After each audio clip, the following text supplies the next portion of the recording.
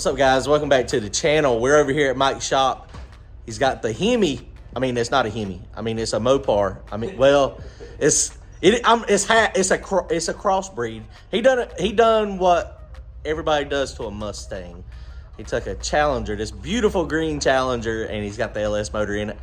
He did end up just blowing a head gasket. So he's got this thing back together. Let me show you what he's got. He's planning on taking it to the track this weekend is the game plan. So hopefully it's going to run good. Let me show you what he did.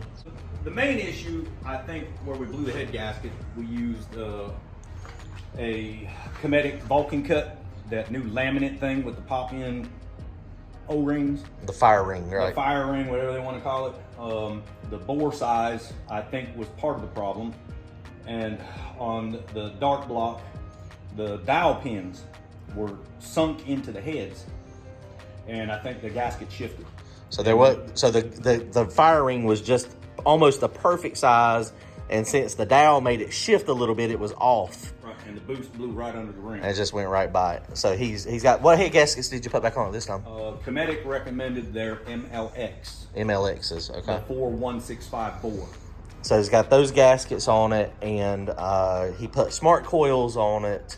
Luckily, all the piston stuff was good. Yeah, they look like brand new.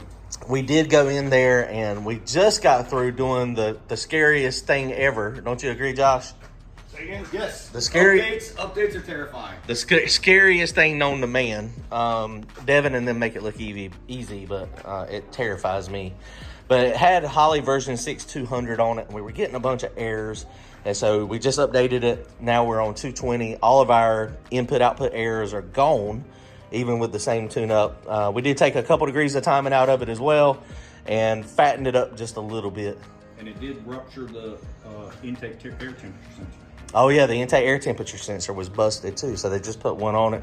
Josh found one off he does the Dyno stuff over at his shop. And he said, what was it off of? 1991 GMC Cyclone. The IAT sensor from one of those seems to work really well. And they got them in stock. I mean, I mean, we're like, what? How's they got it in stock? But I did order the Holley one, so I got it coming. All right. So they're fixing to crank this thing back up. They're planning on going to Fayetteville, going to Stunnerville on Saturday, and see how it works out. I will not be able to go, so I'll try to give y'all an update next time I see him. Hopefully it'll run good for him. So let's try to crank it up. They cranked it up the other week. He's got a new belt on it too. Oh yeah, the fancy belt. Yeah, that thing, it's got some very bright writing on it. Jones. So that's Kevlar. A Kevlar belt. So we're going to verify timing real fast. And we also found a slight misalignment with the supercharger. Oh, that's right. So I don't know if that is affecting the power output or not, but that's corrected now, so that's a good thing. And it was killing some belts pretty. I mean, this is going through some belts, even the stuff that he was doing. $250 a whack. What 60 foot did it go the other day when we were out? When it blew the head gasket? Yeah. It was like a 112. It went a 112 60 foot. That is freaking insane. We also had the wacky fuel pressure sensor. Yes. And so we fixed that as well. See, I've done a bunch of changes. They've been over here working hard on it. I have not done anything. I've been over here. I just showed up. Ready? So, yeah, let's fire it up.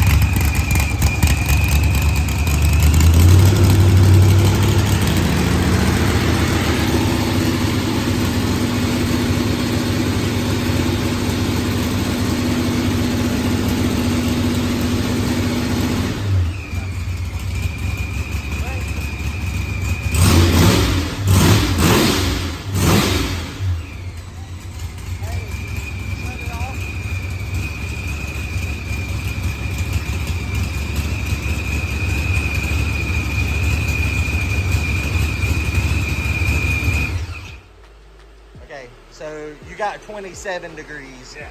So it's supposed to be on 28 right now, so we just need to go adjust that 1 degree in there. But man, that thing, I leaned it up a little bit at idle. I still don't understand it. At idle, it's like it's using no fuel, like hardly any fuel at all. And I mean, it's just, I don't understand. Honestly, I don't understand. Not unless it's like we were talking about both of these blow-off valves being open and it's just consuming I don't understand. I don't get it. But it's running good. It takes the gas. I mean, I leaned it up. It was like 4.9 air fuel ratio. When you say no fuel at all, like what? It's like 6 to 8 pounds per hour. That is like nothing from ethanol. What do y'all normally idle on gasoline? I don't know about pounds per hour, but like pulse width on a set of 210s for E85 or gasoline, maybe 0.7, 0.8, 0.9. I don't know what that means. That's above my head. You'll be able to look and see what the Oh, we can look at it and see? injector, what the pulse width, how long it's open just in time. I'll let you look at it in a second. We'll adjust it. All we got to do to adjust this thing is come over here to the ignition, and it's got a reference angle, essentially. And he put the 12-1 wheel on his as well. So you go into the computer, ignition parameters. It's under custom configure, and then this time and offset. It is saying 10 degrees. Do we need to go to 11 degrees or 9 degrees? You got me, man. Yeah, me too. We have to. Can we do it real time while it's running? No, you can't access this while it's running. So we just moved it up to 11. Okay. So we're going to send it to the ECU. Okay, cycle the ignition. But you're locking it at what, 28? You said 28. Yep. Are you doing that on the table or through the function on the? Just through the table. We can lock it on 30 though if you want to. Which can you see 30 better? Okay, crank it up, and yeah, I'll do a I'll enable it at 30. It's 30. So we want 30. 30. Yep. All right, go ahead and crank it.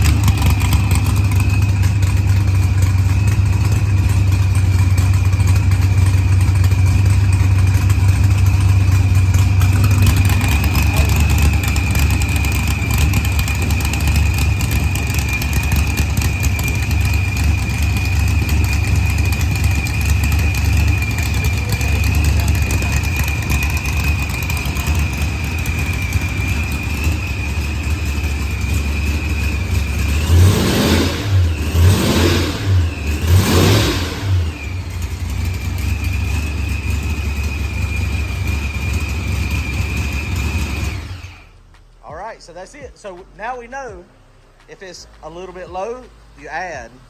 You know what? That makes sense. I'm never going to remember that though. Never. Not. If it's low, you need more. Right. Well, you're right. That you would think. Pretty simple. Not going I'm to. with you. I'm not going to remember it. Next time I'll be like, which way we go, up or down? It's just always a guess, a crapshoot. All right, guys, y'all go check out Josh's channel too, the Underground Garage. Yep. And if you need dyno time, There you go. dyno time.